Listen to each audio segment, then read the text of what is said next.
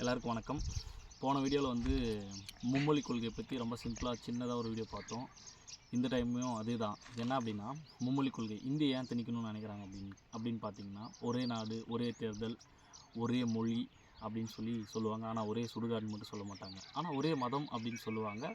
ஆனாலும் அந்த மதத்தில் ஏற்றத்தாழ்வுகள் இருக்கும் அப்படின்னு சொல்லுவாங்க.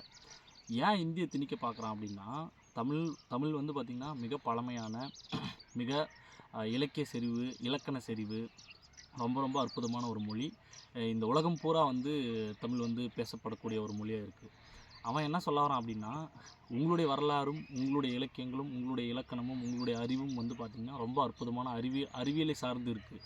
ஆனால் எங்களுது வந்து பார்த்திங்கன்னா அப்படிலாம் கிடையாது. வெறும் புனைவுகளும் கட்டுக்கதைகளையும் நம்பி தான் நாங்கள் வாழ்கிறோம். அப்படின்னும்போது நீங்கள் வந்து எங்களை வந்து நீர்த்து போக வைக்கிறீங்க. எங்கே போனாலும் வந்து தென் இந்தியாவில் இருக்கக்கூடிய மாநிலங்களுடைய மொழிகள் எல்லாம் பார்த்திங்கன்னா வச்சுக்கோங்களேன், ரொம்ப அற்புதமான இலக்கிய செறிவு, இலக்கண செறிவு கொண்டது. நீங்கள் தமிழ், கன்னடம், மலையாளம், தெலுங்கு இப்படி எல்லாமே. ஆனால் இந்திக்குன்னு பார்த்திங்கன்னா எந்த ஒரு சிறப்பும் கிடையாது. அதை வந்து திணிச்சு அவனுடைய வரலாறு, அதாவது பிரிட்டிஷ்காரன் காலத்திலிருந்து பிரிட்டிஷ்காரன் போனதுக்கப்புறமும் அவனுடைய வரலாறுகள் என்ன அப்படின்னு நமக்கு தெரியும். அந்த வரலாறை வந்து நம்மளுடைய மாணவர்களும் நம்மளுடைய தமிழ்நாட்டு மக்களும் வந்து படித்து தெரிஞ்சுக்கணும். அப்படின்னா என்ன அப்படின்னு பார்த்தீங்கன்னு வச்சுக்கோங்களேன், எல்லாமே தான். அதில் வந்து குறிப்பிட்டு சொல்லணும் அப்படின்னு பார்த்திங்கன்னா, ஒரு மொழியை வந்து அழித்தோம் அப்படின்னா அந்த மக்கள் வந்து பார்த்திங்கன்னா அழிஞ்சு போவாங்க. அந்த மக்கள் அழியிறதுனால அவனுக்கு என்ன பலன் அப்படின்னு பார்த்தீங்கன்னா, அந்த இந்தி மொழி வந்து பார்த்திங்கன்னா பரவலாக பேசப்படக்கூடிய மொழியாக மாறும்போது, அப்போ அவன் என்ன சொன்னாலும் நாம் அதை வந்து ஏற்றுப்போம். இப்போ வந்து இங்கே வந்து கடவுள் மறுப்பு அப்படின்றது வந்து மிகப்பெரிய ஒரு விஷயமா இருக்குது. அப்புறம் சாதி மறுப்பு இருக்குது. அப்புறம் வந்து பார்த்திங்கன்னா மதங்களில் ஏற்றத்தாழ்வு இருக்கிறத வந்து சுட்டி காட்டுறோம். அப்புறம் பார்த்திங்கன்னா எம்மதமும் சம்மதம் அப்படின்னு சொல்லுவோம். அப்புறம் ஒன்றே குலம் ஒருவனே தெய்வம் அப்படின்ற வார்த்தை கூட புழக்கத்தில் தான் இருக்கும். திராவிட இயக்கங்களுடைய மிக வீரியமான போராட்டங்களும் அரசியல் முன்னெடுப்புகளும் வந்து பார்த்திங்கன்னா இந்தியா வந்து ஓட விரட்டியிருக்காங்க. ஆனால் திரும்ப அவன் வந்து எடுத்துகிட்டு வரதுக்கான காரணம் என்ன அப்படின்னு பார்த்திங்கன்னா, தமிழ், ஆங்கிலம், மூன்றாவதாக ஒரு மொழி ஹிந்தி வேணாமே, ஏன் என்னுடைய தென்னிந்திய மொழிகளான கன்னடமோ, மலையாளமோ, தெலுங்கோ ஏதோ ஒன்று கற்றுட்டு போகிறோம். ஏன்னா நாங்கள் அண்டை மாநிலங்களுக்கு போய் படிப்பதற்காக போகிறோம். அப்புறம் வந்து பார்த்திங்கன்னா வேலை செய்கிறதுக்காக போகிறோம். இல்லை வந்து ஒரு மிகப்பெரிய நிறுவனங்களில் வந்து வேலை செய்ய போகிறோம். அப்படியும் இல்லை அப்படின்னா கூட ஒரு வியாபாரத்துக்காக கூட போகிறோம்.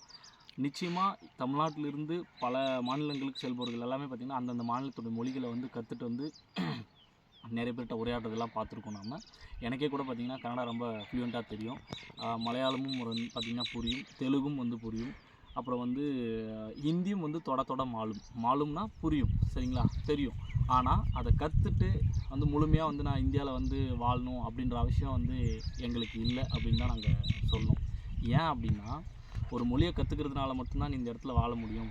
இந்தியா அப்படின்னா ஹிந்தி தான் அப்படின்னு நீங்கள் அதை வந்து டிக்ளேர் அப்படி பண்ணும்போது நிச்சயமாக எல்லா மாநிலங்களும் வந்து பார்த்திங்கன்னா அவங்கள காப்பாற்றிக்கிறதுக்கு மிக தீவிரமான போராட்டங்களையும் அரசியல் முன்னெடுப்புகளையும் வந்து எடுப்பாங்க. அதில் எந்த மாற்றமும் இருக்காது. ஸோ திணிப்பு இல்லாமல் அவங்க விருப்பத்துக்கு அவங்களால முடிஞ்ச மொழியை அவங்க கற்றுக்கிட்டோம். அதுதான் விஷயம். வரலாற்று ரீதியாக மொழி திணிப்பு அப்படின்ற ஒரு விஷயம் இருக்கிறதுனால தான் அதை திணிப்பு அப்படின்னு சொல்கிறோம். இல்லைனா கேஷுவலாக நாங்கள் வந்து கற்றுட்டு போகிறத பற்றி எங்களுக்கு எந்த ஒரு ஆட்சேபனையும் இருந்ததும் இல்லை, இருக்க போகிறதும் இல்லை.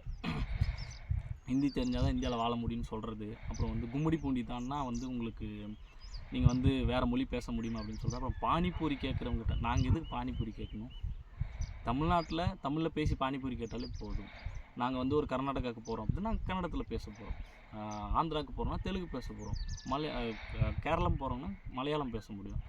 நாங்கள் தமிழ்நாட்டுக்குள்ளே இருந்து கும்மிடி பூண்டி தானே உங்களால் ஹிந்தி பேச முடியுமா முடியாதான்னு கேட்டால், தமிழ்நாட்டை தானே எங்களுக்கு வந்து பார்த்திங்கன்னா ஆந்திரா இருக்குது, கேரளா இருக்குது, தெலுங்கானா இருக்குது, கர்நாடகா இருக்குது.